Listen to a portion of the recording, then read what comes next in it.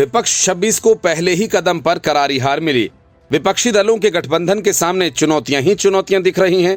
राज्यसभा में पहली बार पहली ही परीक्षा में गठबंधन एकजुट रहते हुए भी दिल्ली सर्विस बिल को पास कराने से रोक पाने में नाकाम रहा। अब पश्चिम बंगाल में गठबंधन के दो दलों के बीच खटपट भी तेज हो गई है। सीपीएम पहले से ही ममता बनर्जी के खिलाफ है और अब उसने बंगाल इकाई को लोकसभा चुनावों में उम्मीदवार उतारने की आजादी दे दी है। कांग्रेस भले ही फिलहाल कुछ नहीं कह रही, लेकिन पार्टी के प्रदेश अध्यक्ष अधीर रंजन चौधरी ममता बनर्जी पर लगातार हमले कर रहे हैं। मतलब कि बंगाल में टीएमसी के साथ किसी भी तरह का गठबंधन हो पाना काफी मुश्किल होता जा रहा है।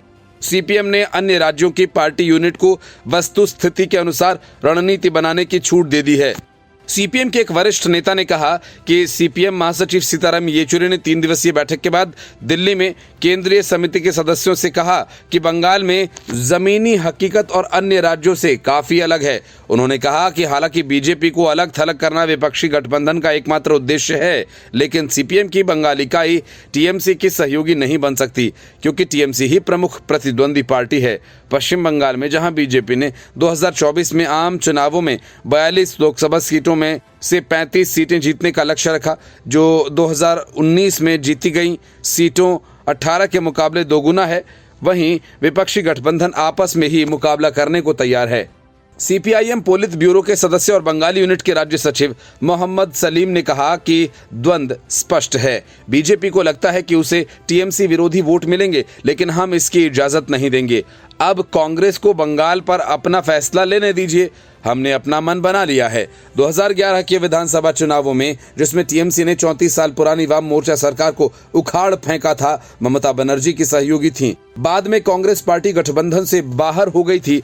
अब सीपीआईएम के रुख से अटकलें शुरू हो गई हैं। बंगाल में कांग्रेस भी इसी तरह की रणनीति अपना सकती है।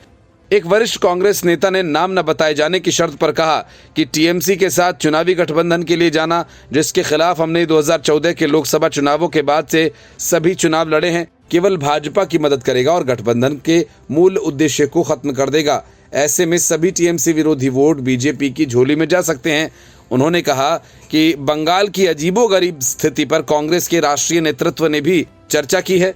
ममता बनर्जी के कट्टर आलोचक बंगाल प्रदेश कांग्रेस अध्यक्ष अधीर रंजन चौधरी, जो अक्सर मुख्यमंत्री पर भाजपा के साथ घनिष्ठ समझ रखने का आरोप लगाते रहे हैं, टीएमसी के साथ गठबंधन पर कोई टिप्पणी नहीं की। उन्होंने कहा कि भाजपा हानि और लाभ पर अपनी गणना करने के लिए स्वतंत्र है।